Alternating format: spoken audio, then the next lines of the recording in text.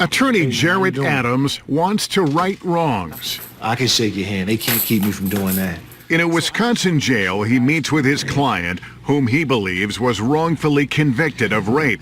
He hopes the judge will now free him after 30 years behind bars. We hope everything will go well, and we're able to just see you walk out of here tomorrow. Jarrett is not your typical defense attorney. In fact, you could say he knows the law from the inside out. Although I received my diploma from Loyola Law School in Chicago, I started law school in Green Bay Correctional Facility.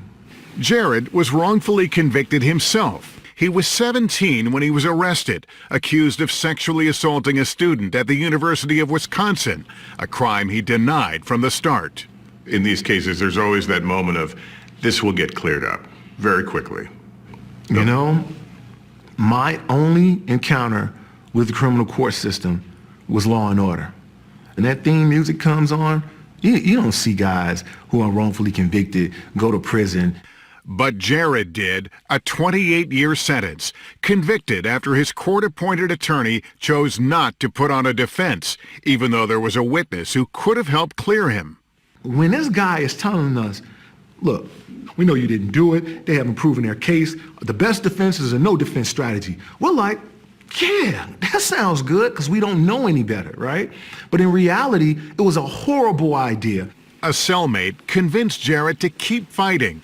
Jarrett spent his days in the prison law library. He wrote letters and finally caught the attention of the Wisconsin Innocence Project. Keith Finley took up his case. He had done his homework. He knew the case factually better than anybody, and he knew the law. He said, look, the issue we're going to win on is that ineffective assistance of counsel claim. You got to lead with that. You got to argue that. Jarrett was correct. It was the argument that caused the Seventh Circuit Court of Appeals to overturn his conviction. After nearly 10 years in prison, Jarrett was free, reminded, though, by a family photo album of what he'd lost. I started to just look at the evolution of me as a kid, just, growing up, pre-K, kindergarten, graduation, birthdays, and then I turned the next page, and I didn't see another picture of me until I was 26, 27 years old. It's like a piece of your life just was erased. Just forever gone. But Jarrett's remarkable and at times ironic journey was just beginning. He went to college, graduated law school, and clerked at the same court that tossed out his conviction.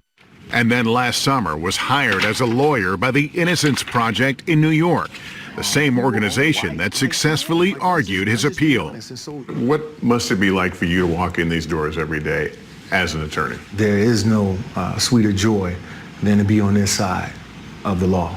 His to-do list, freeing other wrongfully convicted inmates. This is hopeful, and this is just filed. Which brings us back to Wisconsin and Jarrett's client, serving time in the same prison Jarrett once did. His name is Richard Baranek. He's not simply presumed innocent of these crimes. He is innocent.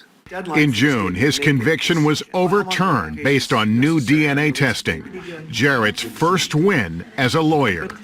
What's up, man? Where the handcuffs at? You look free. And completing this improbable circle, Jarrett's co-counsel on the Baranek case was Keith Finley, the lawyer who helped free Jarrett 10 years ago. It's a storybook tale that you wouldn't believe until you saw it. And Keith, you're part of the storybook too. I mean, do you just shake your head sometimes to watch the full circle that Jarrett has been on? It's incredible. I mean, I've been amazed at every step of the journey. Nothing pays me back more, or my family more, than me walking in the same court, in the same state, where they didn't even look at me when they gave me 28 years.